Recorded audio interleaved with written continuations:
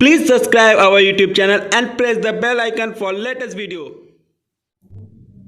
Hello friends, welcome to our YouTube channel the AB classes.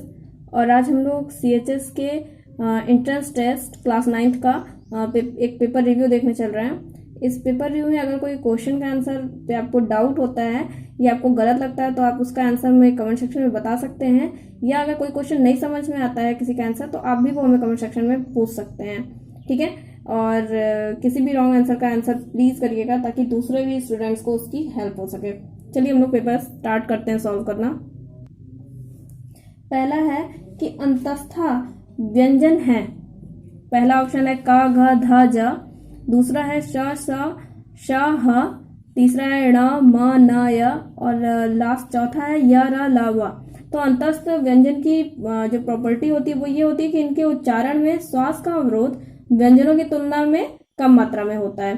तो इसका सही उत्तर क्या हो जाएगा आपका य र ल व, ठीक। फिर इसके बाद रामायण महाकाव्य की भाषा क्या है, तो रामायण महाकाव्य की भाषा क्या है, संस्कृत है। इसके अलावा रामचरितमानस जो है, जो गोस्वामी तुलसीदास द्वारा 16वीं शताब्दी में लिखी गई थी, तो उसकी जो भाषा है वो अवधी है। इसके बाद नेक्स्ट क्वेश्चन है कि हम दीवानों की क्या हस्ती आज यहाँ कल वहां चले, इन पंक्तियों के रचयिता कौन है, तो इन पंक्तियों के रचयिता हैं भगवती चरण वर्मा। इसके बाद जो नीरजा माधव है, इनकी जो सबसे फेमस रचना है वो है यमदीप। और सुमित्रा नंदन पंत की ये छायावादी युग के कवि थे और इनकी खादी के फूल और पल्लव काफी फेमस है। इसके अलावा हरिवंश राय बच्चन की मधुबाला तथा मधुशाला भी काफी फेमस है। अगला प्रश्न है कि विद्यार्थी में कौन सी संधि है, तो विद्यार्थी में कौन सी संधि है, दीर्घ संधि। कैसे, विद्याधन अर्थी, तो बड़ा आ और छोटा आ के मेल से बड़ा आ बन रहा है, इसीलिए इसमें कौन सी संधि है, तो दीर्घ संधि है। नेक्स्ट क्वेश्चन है अर्थालंकार का उदाहरण है, ठीक है। तो अर्थालंकार जो होते हैं वो करीब करीब 11 प्रकार के होते हैं, जिसमें कि उपमा, रूपक, उत्प्रेक्षा, अतिशयोक्ति, अन्योक्ति, संदेह, भ्रांतिमान, दीपक, विभावना, अप्रस्तुत, प्रशंसा, विरोधाभास, ये सारे के सारे अर्थालंकार के ही प्रकार हैं। तो इन सब के अनुसार इसका जो सही उत्तर है वो कौन सा हो जाएगा, तो जो मैंने पहला नाम लिया था उपमा, ठीक। नेक्स्ट है अंधे की लाठी का अर्थ, तो अंधे की लाठी का अर्थ क्या हो जाएगा, एकमात्र सहारा। नेक्स्ट क्वेश्चन है जिस समाज में भक्ति चिन्हों का लोप कर दिया जाता है वह समाज कहलाता है तत्पुरुष समाज। पतितों के देश में उपन्यासकार कौन है, तो इसके उपन्यासकार हैं रामवृक्ष बेनीपुरी। नेक्स्ट है जिसके समान अन्य कोई नहीं है, तो वो उसके लिए एक जो शब्द होगा वो होगा अद्वितीय। मेघ का पर्यायवाची नहीं है, तो इसका सही उत्तर क्या है कि पयोधी। पयोधी किसका पर्यायवाची है, तो ये समुद्र या सागर का पर्यायवाची है। नेक्स्ट क्वेश्चन है कि एक अंतःस्रावी ग्रंथि का दोषपूर्ण कार्य किसी व्यक्ति को बहुत छोटा या बहुत लंबा बना सकता है, तो यह ग्रंथि है। तो इसका सही उत्तर क्या हो जाएगा आपकी पिट्यूटरी ग्रंथि। नेक्स्ट क्वेश्चन है गर्भाशय में विकास के प्रारंभिक चरण में गर्भाधान के 7 सप्ताह तक एक अजन्मे बच्चे की अवस्था को क्या कहते हैं, तो इसका सही उत्तर है गर्भस्थ शिशु। नेक्स्ट है केवल पादप कोशिकाओं में मौजूद रहता है, तो कोशिका भित्ति, कोशिका झिल्ली, माइटोकॉन्ड्रिया और केंद्रक ये आपके एनिमल सेल में भी पाए जाते हैं, लेकिन कोशिका भित्ति सिर्फ और सिर्फ प्लांट सेल में पाई जाती है। नेक्स्ट क्वेश्चन है कि मानव में रिंग वर्म के कारण होते हैं, तो किसके कारण होते हैं, तो ये डर्मेटोफाइटोसिस, ठीक है। इस नाम का जो रिंग वर्म होता है ये इसकी वजह से होता है और ये एक फंगल इन्फेक्शन होता है, तो ये किसकी वजह से होते हैं, तो फंगी यानी कवक की वजह से। नेक्स्ट है कि एक टेडपोल जिस प्रक्रम द्वारा वयस्क में विकसित होता है वह है मेटामॉर्फोसिस या फिर कायांतरण। नेक्स्ट क्वेश्चन है कर्क्यूमा लोंगा किसका स्रोत है, तो ये हल्दी है जो कि जिंजर फैमिली यानी अदरक की फैमिली से इसको बिलोंग करता है। तो कर्क्यूमा लोंगा किसका स्रोत है, तो वो हल्दी का स्रोत है। नेक्स्ट क्वेश्चन है मानव शरीर में सबसे लंबी कोशिका कौन सी होती है, तो तंत्रिका कोशिका या नर्व सेल। नेक्स्ट क्वेश्चन है पानी गर्म होने की विधि कौन सी है, तो वह है संवहन, ठीक है। विकिरण मुख्यतः गैसों में पाया जाता है, चालन ठोसों में पाया जाता है और संवहन द्रवों में पाया जाता है। ठीक, नेक्स्ट क्वेश्चन है आपका कि इकाई क्षेत्रफल पर लगने वाले बल को क्या कहते हैं? तो दाब कहते हैं। दाब का फॉर्मूला आपको पता होगा कि F/A होता है। नेक्स्ट क्वेश्चन है कि जैसा कि चित्र में प्रदर्शित है कि 3 व्यक्ति PQR समान बल से एक व्यक्ति को अपनी ओर खींचते हैं तो वस्तु की गति की दिशा क्या होगी? तो इसमें वस्तु की गति की दिशा क्या होगी? ये तीनों ही समान बल है, तो ये R वाले के बल को ये Q वाला कैंसिल कर देगा, मतलब इनका परिणाम जो बल रहेगा, परिणामी बल, वह शून्य आ जाएगा। तो किधर की ओर जाएगी? तो ये ऊर्ध्वाधर दिशा में ऊपर की ओर जाएगी। नेक्स्ट को है कि हर्ट्ज किसकी इकाई है? तो सभी को पता होगा हर्ट्ज किसकी इकाई है, तो वो आवृत्ति की इकाई है। ठीक है, चाल की इकाई क्या होती है? मीटर पर सेकेंड, और समयांतराल की सेकेंड। अगला प्रश्न है विभिन्न पदार्थों के अणुओं के बीच लगने वाले बल को, आकर्षण बल को क्या कहते हैं? तो अलग अलग विभिन्न पदार्थ ने अलग अलग पदार्थों के बल, आकर्षण बल को कहते हैं आसंजक बल, और अगर वो अणु एक ही पदार्थ के हैं तो वो ससंजक बल के उदाहरण होंगे। गुरुत्वाकर्षण बल किन्हीं भी दो पिंडों के बीच लगता है, बीच लगने वाला आकर्षण बल है। और विद्युत चुंबकीय बल जो ऐसे पदार्थ जो विद्युत चुंबकत्व का प्रॉपर्टी रखते हैं तो उनके बीच लगता है। नेक्स्ट क्वेश्चन है कि विद्युतदर्शी एक यंत्र है, तो विद्युतदर्शी किस टाइप का यंत्र है? तो इससे आवेशों को पता लगाने के लिए ये यंत्र बनाया गया है, और ज्यादातर ये जो यंत्र होता है ये धातु का बना होता है। ठीक है, तो इसका हमारा कौन सा ऑप्शन सही होगा? तो तीसरा।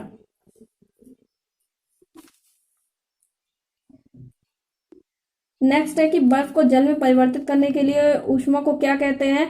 तो बिना तापमान बढ़ाए और अवस्था में परिवर्तन के लिए कौन सी ऊष्मा जिम्मेदार होती है? तो वो गुप्त ऊष्मा, और यहाँ बर्फ को जल में बदला जा रहा है इसीलिए ये गलन की गुप्त ऊष्मा होगी। इसके बाद है कि इनमें से कौन सा यौगिक नहीं है? तो कौन सा नहीं है? जिसमें कि आपका पहला आया कास्टिक सोडा। कास्टिक सोडा इसको क्या कहते हैं? Sodium hydroxide. इसका फॉर्मूला होता है NaOH। फिटकरी यानी एलम, इसका क्या होता है? मान लीजिए पोटेशियम की फिटकरी है तो Al2 × 12H2O। सिलिका, जिसको सिलिकॉन डाइऑक्साइड भी कहते हैं, तो SiO2। और ग्रेफाइट तो खाली कार्बन से मिलकर बना होता है, तो इसमें कौन सा यौगिक नहीं है? तो ग्रेफाइट यौगिक नहीं है। इसके बाद पूछ रहा है लौह का अयस्क है, तो लौह के 2 अयस्क जो मुख्यतः पाए जाते हैं जिनमें 90% लोहा पाया जाता है वो 2 ही है, मैग्नेटाइट और हेमाटाइट। तो मैग्नेटाइट यहाँ पे ऑप्शन में मैग्नेटाइट है, तो मैग्नेटाइट का फॉर्मूला भी आपको पता होना चाहिए, Fe3O4, और हेमाटाइट का Fe2O3 होता है। नेक्स्ट क्वेश्चन पे आते हैं। क्वेश्चन है कि कार्बन परमाणु युक्त अम्ल क्या है? हाइड्रोक्लोरिक, नाइट्रिक अम्ल, बोरिक अम्ल या फॉर्मिक अम्ल? तो इसका सही उत्तर है फॉर्मिक अम्ल। इसके बाद है Fe2O3 + 2Al arrow Al2O3 + 2Fe। तो ये किसका उदाहरण है? तो यह विस्थापन का उदाहरण है। संयोजन में जो आपके रिएक्टेंट होते हैं वो एक ही में बदल जाते हैं। द्विविस्थापन में 2 कंपाउंड होते हैं वो आपस में एक दूसरे के साथ विस्थापना करते हैं, और वियोजन में कोई एक कंपाउंड रहता है वो 2 अलग अलग एलिमेंट्स में टूट जाता है, एलिमेंट्स या कंपाउंड किसी में भी। नेक्स्ट क्वेश्चन है कि इसमें से कौन सा इसका स्टेनलेस स्टील का एलिमेंट नहीं है? तो इसका सही उत्तर है जिंक नहीं है। आयरन और कार्बन को मिलकर तो मेन कंपोनेंट है स्टेनलेस स्टील का, लेकिन क्रोमियम का यूज इसको रस्टिंग से बचाने के लिए किया जाता है। नेक्स्ट क्वेश्चन है रदरफोर्ड के अल्फा का विकर्ण प्रयोग ने अंततः इस निष्कर्ष पर पहुंचाया कि, तो इन चारों में जो पहला और चौथा तो होना ही नहीं है, क्योंकि इनका तो रदरफोर्ड के अल्फा प्रकीर्णन प्रयोग से कोई मतलब ही नहीं था। बचा नाभिक के चारों ओर इलेक्ट्रॉन का स्थान होता है और न्यूट्रॉन नाभिक के गहरे अंदर दबे होते हैं, तो इसमें से दूसरा ऑप्शन सही है, क्योंकि रदरफोर्ड ने नाभिक और प्रोटॉन की खोज किया था, और जब उन्होंने कहा इस अपने एक्सपेरिमेंट के थ्रू, तो उन्होंने कहा कि हाँ ऐसा कुछ होता है कि अणुओं के बीचों बीच की जगह खाली होती है तथा इलेक्ट्रॉन बाहर कहीं चक्कर काटते रहते हैं। तो इन्होंने किसकी खोज की थी? तो नाभिक और प्रोटॉन की, जिसके साथ साथ इलेक्ट्रॉन भी था। ठीक, नेक्स्ट अपने क्वेश्चन पे आते हैं हम लोग। नेक्स्ट क्वेश्चन है कि भारतीय संविधान के किस अनुच्छेद के अंतर्गत जीवन जीने का अधिकार है? तो इसका सही उत्तर है अनुच्छेद 21। ठीक है, अगला क्वेश्चन है कि स्वतंत्रता समानता तथा बंधुत्व संबंधित है किस क्रांति से, तो वो संबंधित है फ्रांसीसी क्रांति से। भारत में हरित क्रांति का जनक किसे कहा जाता है, तो इसका सही उत्तर है भारत में किसे कहा जाता है, तो वो MS स्वामीनाथन है। इन्होंने 1966 में मैक्सिको के बीज को पंजाब की घरेलू किस्मों के साथ मिश्रित करके और फिर गेहूं के संकर बीज विकसित किए थे। ठीक, आते हैं अपने नेक्स्ट क्वेश्चन पे कि भारतीय संविधान में कितनी अनुसूचियां हैं, तो भारतीय संविधान में कितनी अनुसूचियां हैं, तो 12 हैं। नेक्स्ट है कि निम्न में से कौन सा संवैधानिक निकाय नहीं है, तो इसका सही उत्तर है कि नीति आयोग एक संवैधानिक निकाय नहीं है, जिसे कि योजना आयोग की जगह पर बनाया गया है। किस वर्ष में नेपाल ने अंतरिम संविधान को अपनाया था, तो इसका सही उत्तर है कि 2007 में। इसके बाद नेक्स्ट क्वेश्चन है भारत में राज्यसभा का सभापति कौन होता है, तो कौन होता है, तो उपराष्ट्रपति होता है। नेक्स्ट क्वेश्चन है भारत में प्रथम महिला विश्वविद्यालय स्थापित किया गया था, तो कहाँ स्थापित किया गया था, पहली चीज की मुंबई में स्थापित किया गया था श्रीमती नाथीबाई दामोदर ठाकरसी महिला विद्यापीठ के नाम से, और इसको जो स्थापित किया था वो DK कर्वे द्वारा किया गया था, जिनका की पूरा नाम है धोंडो केशव कर्वे, जो कि एक समाज सुधारक थे। इंकलाब जिंदाबाद का नारा किसने दिया था, तो इंकलाब जिंदाबाद का नारा दिया था हसरत मोहानी ने, और ये इंस्पायर्ड होके दिए थे चंद्रशेखर आजाद की ही एक एसोसिएशन था, हिंदुस्तान सोशलिस्टिक रिपब्लिकन एसोसिएशन, तो इसी से इंस्पायर्ड होकर इन्होंने दिया था। ठीक, नेक्स्ट पे आते हैं भगवती सूत्र किस धर्म से संबंधित है, तो यह किस धर्म से संबंधित है, तो जैन धर्म से। कहीं पे भी सूत्र की या पिटक की बात आती है तो वह किससे संबंधित हो जाता है, तो वह जैन धर्म से संबंधित हो जाता है। इसके बाद आते हैं गायत्री मंत्र के किस मंडल में ऋग्वेद के किस मंडल में गायत्री मंत्र लिखा गया है, तो इसका तृतीय मंडल, जो कि इंद्र और सोमदेव के लिए है, और इसको लिखा है विश्वामित्र जी ने। नेक्स्ट क्वेश्चन है कि संथाल विद्रोह किस वर्ष में हुआ था, तो यह हुआ था 1855 में और 30 जून 1855 में। ठीक है, प्रत्यक्ष कार्यवाही दिवस का आह्वान कब किया गया था, तो इसका सही ऑप्शन है 16 अगस्त 1946 में। ठीक, इसके बाद आते हैं कि पृथ्वी की सबसे पतली परत कौन सी है, तो सबसे पतली परत होती है क्रस्ट, जो कि पूरी पृथ्वी के वॉल्यूम का केवल 1% होती है। भारतीय द्वीप समूह जो अरब सागर में स्थित है, तो इसका सही उत्तर क्या है, तो इसका सही उत्तर है लक्षद्वीप। नेक्स्ट है कि standard meridian of time of India is, या भारत के मानक मध्याह्न रेखा का क्या है, तो इसका सही उत्तर है 82 डिग्री 30 मिनट ईस्ट।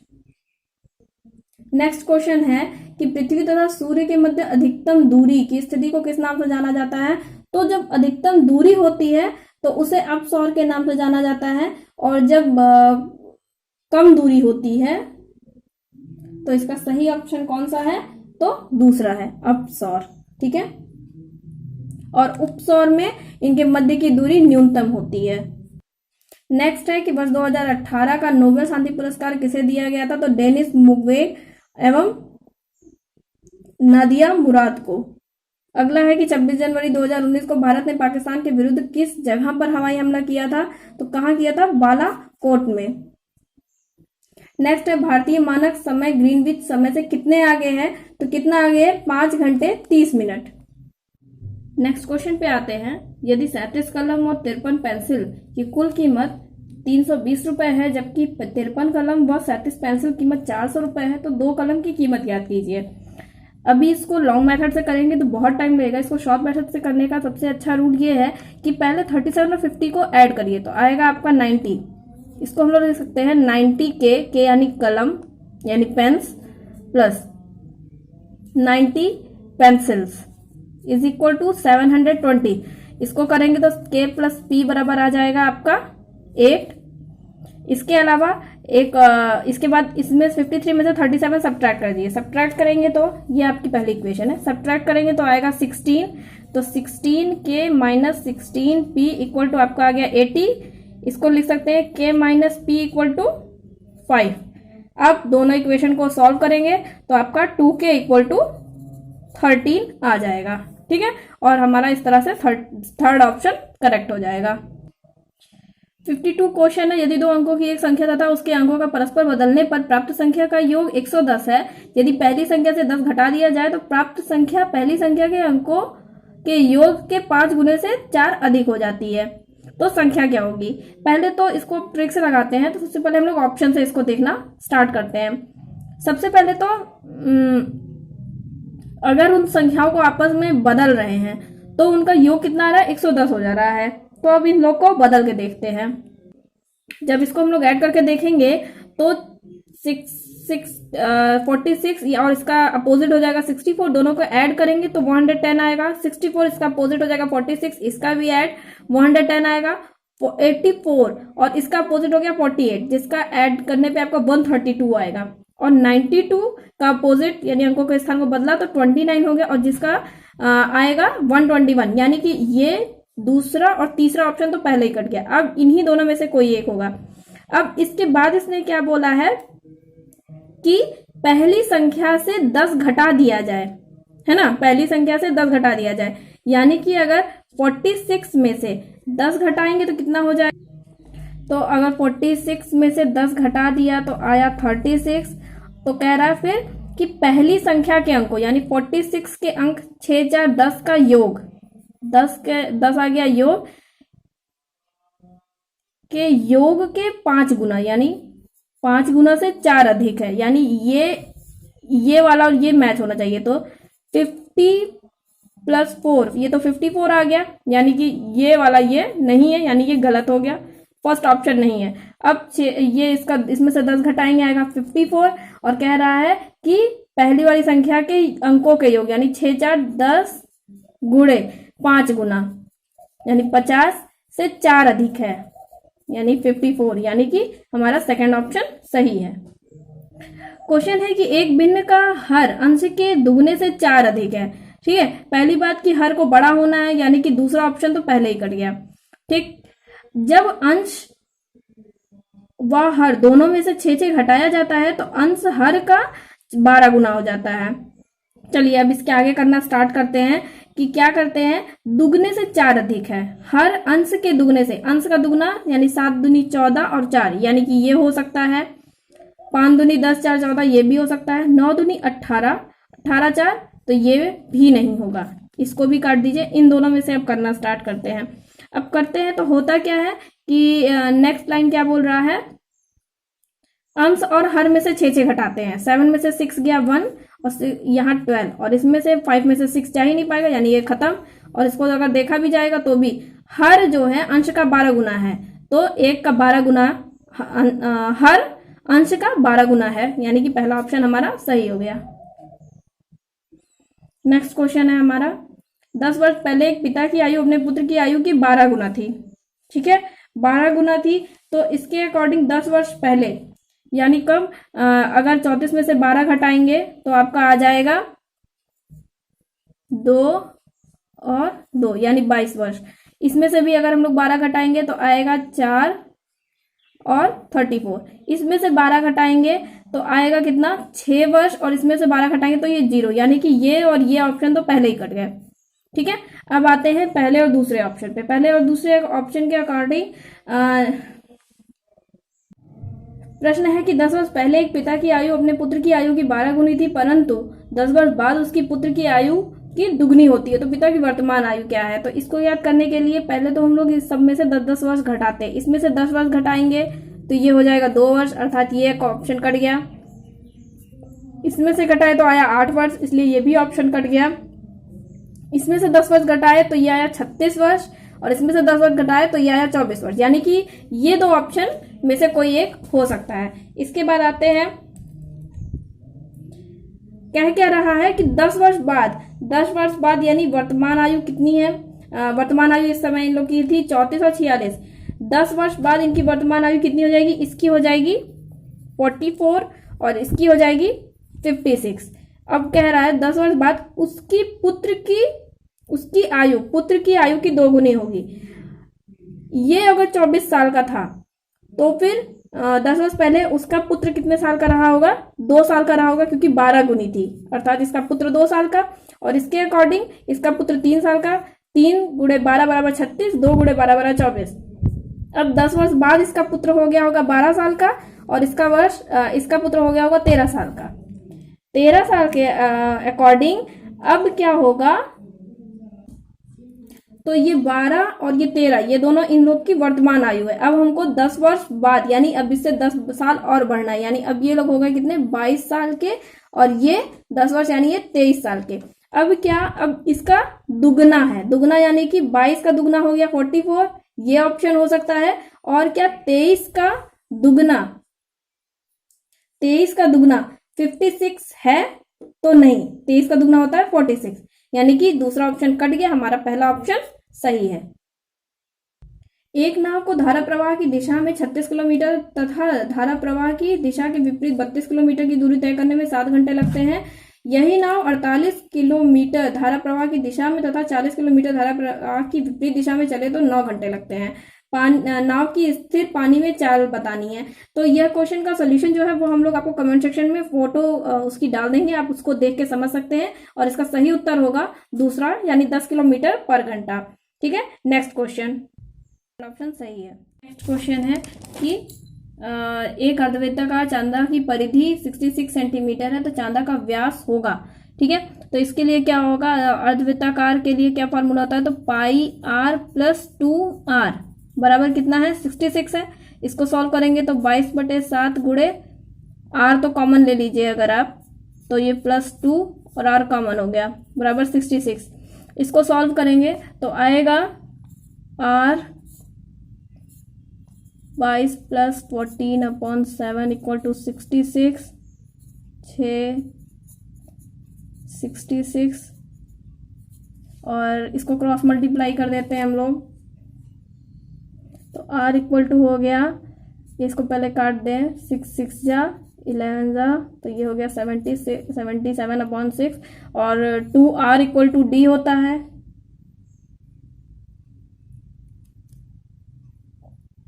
तो 2 × 77/6, तो इसको काटेंगे तो क्या आंसर आएगा 77/3, जिसका कि अगर एग्जैक्ट वैल्यू निकालेंगे तो ये करीब करीब 25.66 आ रहा है, यानी कि इसका ऑप्शन सही ऑप्शन क्या होगा, इनमें से कोई नहीं। 58 क्वेश्चन है कि एक वृत्ताकार ट्रैक के आंतरिक और बाह्य परिधि 352 मीटर और 396 मीटर है। ट्रैक की चौड़ाई होगी तो 2πr1 2πr2 करके आप इन दोनों की त्रिज्या निकाल सकते हैं। तो पहले वाले की त्रिज्या आएगी करीब 56 और दूसरे वाले की त्रिज्या आएगी 63। और चूंकि हम लोग को क्या बताना है, तो ट्रैक की चौड़ाई बतानी है, यानी 63 में से 56 माइनस कर देंगे तो कितना आएगा 7। ठीक है, नेक्स्ट पे आते हैं हम लोग। आपको यहाँ पे हल कराए हुए जितने भी क्वेश्चन है, अगर किसी का भी आपको क्वेश्चन का सॉल्यूशन नहीं समझ में आएगा तो आप कमेंट सेक्शन में हमें बता सकते हैं, हम लोग उसकी आपको सॉल्यूशन कमेंट सेक्शन में ही हम लोग बता देंगे। ठीक है, नेक्स्ट क्वेश्चन पे आते हैं कि 84 सेंटीमीटर व्यास वाले पहिए को 792 मीटर की दूरी तय करने में कितने चक्कर लगाने पड़ेंगे। तो इसका फॉर्मूला क्या होगा, n × 2πr बराबर 792 और r की जगह 84 रखेंगे। इसको सॉल्व करेंगे तो आपका सही आंसर क्या है इसमें 300। नेक्स्ट क्वेश्चन है कि एक घड़ी के मिनट की सुई की लंबाई 14 सेंटीमीटर है। सुई द्वारा 1 मिनट में तय किया गया क्षेत्रफल क्या होगा। क्षेत्रफल का फार्मूला जबकि आपको अंश में निकालना है तो होता है πr² × θ/360 और यहाँ पे थीटा की वैल्यू कितनी है, r कितना है तो 14 का स्क्वायर गुणे थीटा यहाँ पे 6 डिग्री अपॉन 360। इसको सॉल्व करने के बाद आपका आंसर आएगा 10.26 सेंटीमीटर स्क्वायर। नेक्स्ट क्वेश्चन है 3 घन कोनों की लंबाई क्रमशः 3 4 5 सेंटीमीटर है। इनको पिघलाकर एक घन बनाया जाता है तो नए घन के कोर की लंबाई ज्ञात करनी है। तो पहले तीनों का ही हम लोग को आयतन पता चल जाए, क्योंकि घन है तो तीनों का क्यूब यानी 27 + 64 + 125 और इन सबको अगर हम जब जोड़ेंगे तो हमारा आएगा 216, यानी नए घन का आयतन कितना हो गया 216 और 216 बराबर a³ और इसका सही उत्तर क्या आ जाएगा आपका 6, यानी हमारा पहला ऑप्शन सही है। नेक्स्ट क्वेश्चन है, एक धात्विक घनाभ की विमाएं 100 तथा 80 सेंटीमीटर 64 सेंटीमीटर है, इसे पिघलाकर एक घन बनाया गया, संपूर्ण पृष्ठ निकालना है। तो सबसे पहले तो इसका आयतन निकाल लेंगे। आयतन निकालेंगे तो करीब आएगा 512,000 सेंटीमीटर क्यूब, ये इसका आयतन आया। इससे इसकी भुजा आ जाएगी, तो भुजा कितनी आएगी 80 सेंटीमीटर। और घनाभ के संपूर्ण पृष्ठ का फॉर्मूला होता है 6a²। तो 6 × 80 × 80, इसको सॉल्व करने पे आपका आएगा 38,400 वर्ग सेंटीमीटर। ठीक है, चलिए चलते हैं अपने नेक्स्ट क्वेश्चन पे। नेक्स्ट क्वेश्चन है कि 4 की पावर x माइनस 4 की power x minus 1 equal to 24 है, तो 2x का मान क्या होगा। इसको सॉल्व करने के लिए क्या करेंगे, इसको हम लिख सकते हैं 4 की पावर x माइनस 4 की पावर x अपॉन 4। इसमें से 4 की पावर x हमने कॉमन ले लिया, तो क्या बचा 1 माइनस 1/4 इज इक्वल टू 24 भी है। अब यहाँ पे सॉल्व करेंगे इसको, तो कितना आएगा 4 की power x into 3/4 is equal to 24। ये 8 आया। 4 की पावर x इक्वल टू 8 4 जा 32, और 4 को हम लोग ये भी लिख सकते हैं 2 की पावर 2x बराबर 32, और इसको हम लोग 2 की पावर 2x और 32 को लिख सकते हैं 2 की पावर 5, और अब बेस इक्वल है, यानी कि 2 की पावर, यानी कि 2x की इक्वल वैल्यू कितनी आ गई 5, यानी हमारा कौन सा ऑप्शन सही है, तो थर्ड ऑप्शन सही है। फाइंड द वैल्यू ऑफ 343 की पावर -2/3। 343 ये 7 का क्यूब भी होता है, तो -2/3 इंटू 3 से 3 कैंसिल, तो कितना बता 7 की पावर -2, और 7 की पावर -2 को हम 7 की स्क्वायर भी लिख सकते हैं, यानी 1/49। तो इसके अकॉर्डिंग कौन सा ऑप्शन सही हो गया, सेकंड ऑप्शन आपका सही। 65 वाले के लिए आपको मैंने इसके पहले भी एक फॉर्मूला बताया था कि इसका स्क्वायर पहले निकालिए। इसका स्क्वायर का फॉर्मूला होगा p² - 2। p की वैल्यू है 6, यानी 36 - 2 इक्वल टू आ गया 34। अब इसका फिर से स्क्वायर का फॉर्मूला निकाल दीजिए, p² - 2 यानी कि 34 की स्क्वायर -2, और 34 का स्क्वायर होता है 1156 - 2 यानी 1154, यानी कि थर्ड वाला ऑप्शन हमारा सही है। नेक्स्ट क्वेश्चन पे आते हैं। नेक्स्ट है कि इसको शॉर्ट में करेंगे तो हो गया, सबसे पहले तो आप ये जानिए a + b की वैल्यू पता है, a² b² की वैल्यू पता है, तो यहां से हम लोग a b की वैल्यू निकाल सकते हैं। कैसे कि इसका आप स्क्वायर कर दीजिए तो हो जाएगा a² + b² plus 2ab। a + b की वैल्यू पता है 100 आ जाएगी, 10 का स्क्वायर हो चुका है, और a² + b² को इधर ले आएंगे -58 बराबर ये 2ab की वैल्यू आएगी, तो कितनी आई ये 42 आई। 42 बराबर 2ab, और हमें सिंगल इसका निकालना है, यानी ab की वैल्यू आ गई आपकी 21। ठीक है, ab की वैल्यू 21। अब डायरेक्ट फॉर्मूला लगाते हैं, a³ + b³ बराबर a + b, दूसरे ब्रैकेट में a² + b² माइनस ab। ठीक है, अब सबकी वैल्यू पुट कर देते हैं। ab की वैल्यू थी 10, इसकी वैल्यू है 58, और इसकी वैल्यू है 21। सॉल्व करेंगे 10 × 37 और दोनों को मल्टीप्लाई करेंगे तो 370 आंसर आ गया, यानी आपका थर्ड ऑप्शन करेक्ट है। इस वाले क्वेश्चन में सेम उसी तरह a + b + c का होल स्क्वायर से हम लोग 2ab + bc + ca का वैल्यू निकाल लेंगे। तो इसकी वैल्यू 15 है, यानी 225 में से 83 माइनस कर देंगे तो आएगा 142, और 142 का आप हाफ कर दीजिए, कितना आया 71, और ये किसकी वैल्यू आ गई ab + bc + ca। अब फॉर्मूला लगाते हैं तो क्या होता है a³ + b³ + c³ - 3abc is equal a + b + c, a² + b² + c² minus, ये अगर बड़े ब्रैकेट में कर दें तो ये ab + bc + ca। ठीक, अब आप खाली वैल्यू पुट करेंगे, और वैल्यू पुट करके आप देखेंगे कि आपका आंसर आता है सेकंड, यानी 180। तो नेक्स्ट क्वेश्चन में एक्स स्क्वायर माइनस 1 से पूर्णतः भाज्य है ये वाला समीकरण। इसका मतलब है कि एक्स की इसमें से पहली बात एक्स स्क्वायर यानी कि 2 वैल्यू आएगी, इसको फैक्टराइज करेंगे तो एक्स प्लस 1 और एक्स माइनस 1। तो एक बार एक्स की वैल्यू -1 और एक बार एक्स की वैल्यू +1 रख के जब हम लोग सॉल्व करेंगे तो इससे हमें ए और बी की वैल्यू मिल जानी चाहिए। और जब आप इसको सॉल्व करेंगे तो आप देखेंगे कि इसकी वैल्यू अलग मिल रही है, यानी कि इसमें से हमारा ऑप्शन क्या होगा सही, तो इनमें से कोई नहीं। नेक्स्ट क्वेश्चन पे आते, इस क्वेश्चन को भी हम डायरेक्ट आपके ऑप्शन से सॉल्व करेंगे। तो अब हम लोग यहाँ पे आते हैं, तो अब सॉल्व करना स्टार्ट करते हैं।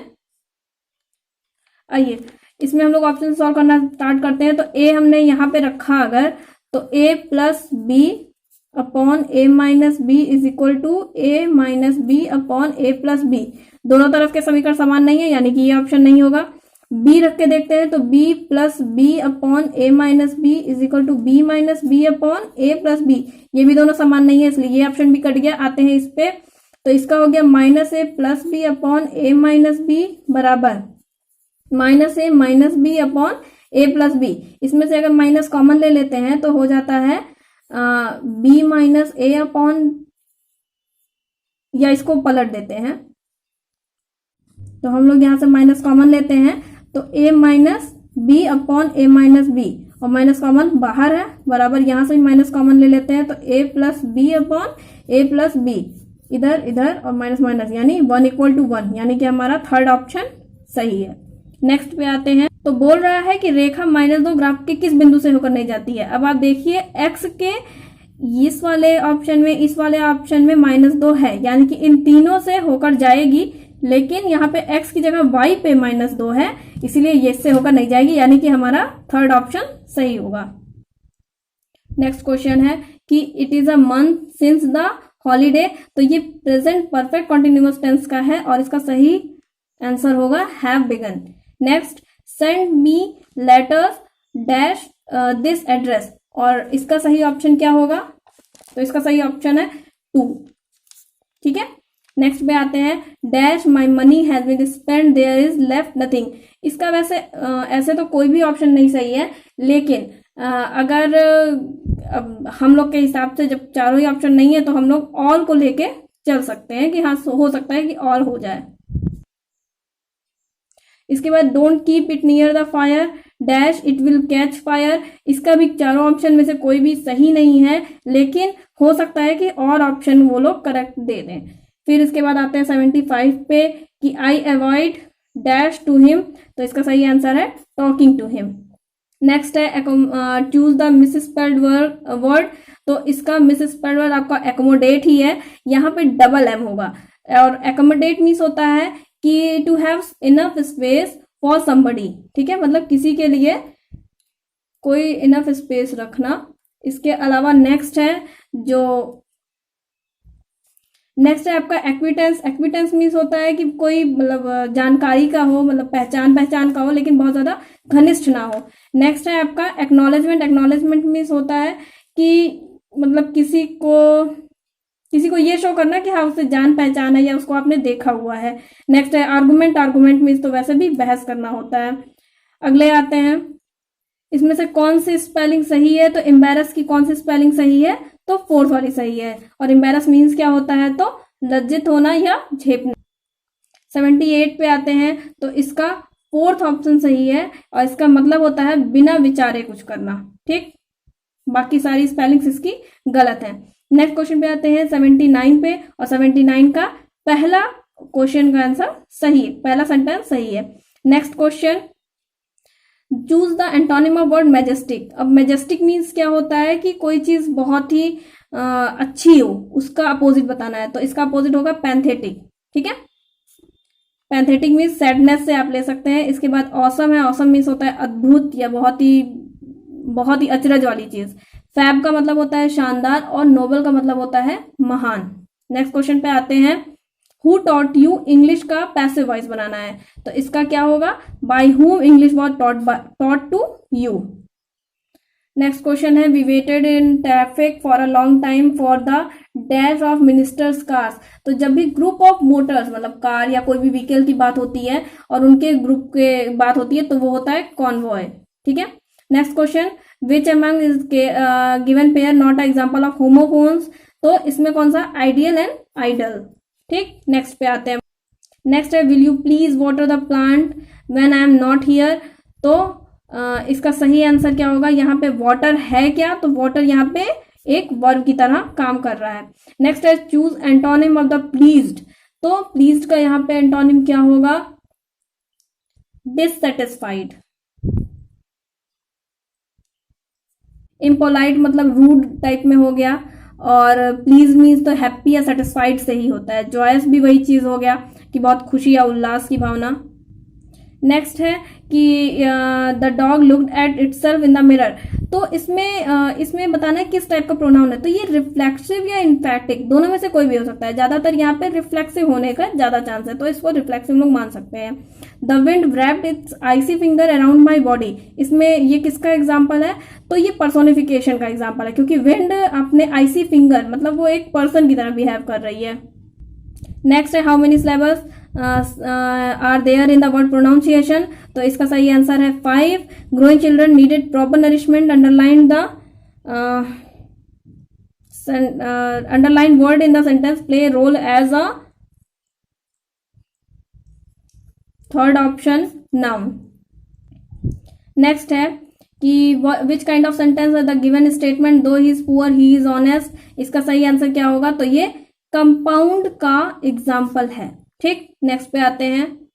आदरणीय में प्रयुक्त प्रत्यय कौन सा है, तो वैसे तो ईय है, लेकिन यहाँ पे ऑप्शन में ऋय है तो ऋय को लगाएंगे। नमस्ते का सही संधि विच्छेद क्या होता है, तो नमधन ते। पहले वर्ग का पहला, प्रत्येक वर्ग का पहला और दूसरा वर्ण क्या होता है, तो इसका सही है कि सघोष। सघोष व्यंजन प्रत्येक वर्ग के पहले और दूसरे वर्ण होते हैं। नेक्स्ट है, रघुपति राघव राजा राम में प्रयुक्त समास कौन सा है, तो अनुप्रास है, क्योंकि इसमें आर जो वर्ण है वो लगातार कई बार आ रहा है। फिर राम की गाय बहुत काली है, ठीक है, तो ये क्या है, इसमें बहुत क्या है, तो वह प्रविशेष है, क्योंकि इसमें विशेषण क्या है, तो वो काली है। कठिन काव्य का प्रेत, इस नाम से कौन जाना जाता है, तो कौन जाना जाता है, केशव दास जाने जाते हैं। कौन सी रचना जयशंकर प्रसाद की नहीं है, ठीक है, तो इसमें कौन सी रचना जयशंकर प्रसाद की नहीं है, तो हुंकार। और हुंकार है किसकी, तो रामधारी सिंह दिनकर की है। इसके बाद नेक्स्ट क्वेश्चन पे आते हैं। नेक्स्ट है कि शांत रस का स्थायी भाव क्या होता है, तो निर्वेद। अकबरी लोटा कहानी किस लेखक की है, तो अन्नपूर्णानंद वर्मा। अभी ना होगा मेरा अंत, अभी अभी ही तो आया है मेरे मन में मृदुल वसंत, और इसका सही ऑप्शन है सूर्यकांत त्रिपाठी निराला जी इस पंक्ति के रचनाकार हैं। तो फिर यहीं पे इस पेपर का सॉल्यूशन का जो एक रिव्यू था वो खत्म हुआ। इसमें अगर आपको किसी भी क्वेश्चन पे कोई डाउट है या मैथ्स के क्वेश्चन के आपको सॉल्यूशन समझ में नहीं आ रहे हैं, तो आप हमें कमेंट सेक्शन में बता सकते हैं, हम उसका सॉल्यूशन आपको भेज देंगे। और कोई भी क्वेरी होने पे आप प्लीज़ कमेंट करके हमें ज़रूर बताइए आपको हमारा ये वीडियो कैसा लगा, हमें कमेंट सेक्शन में ज़रूर बताइएगा। और इसके साथ साथ ही नए नए जो भी आपके आगामी परीक्षा हैं उनके लिए भी हम लोग जीएस और मैथ्स के नोट्स के रूप में काफ़ी चीज़ें डालते रहते हैं, तो आप उन सबको भी पढ़ सकते हैं हमारे चैनल को। और उसके लिए ज़रूरी है कि आप हमारे चैनल को सब्सक्राइब जरूर करें, ठीक है। तो फिर हमारे चैनल को सब्सक्राइब करिएगा। Thank you.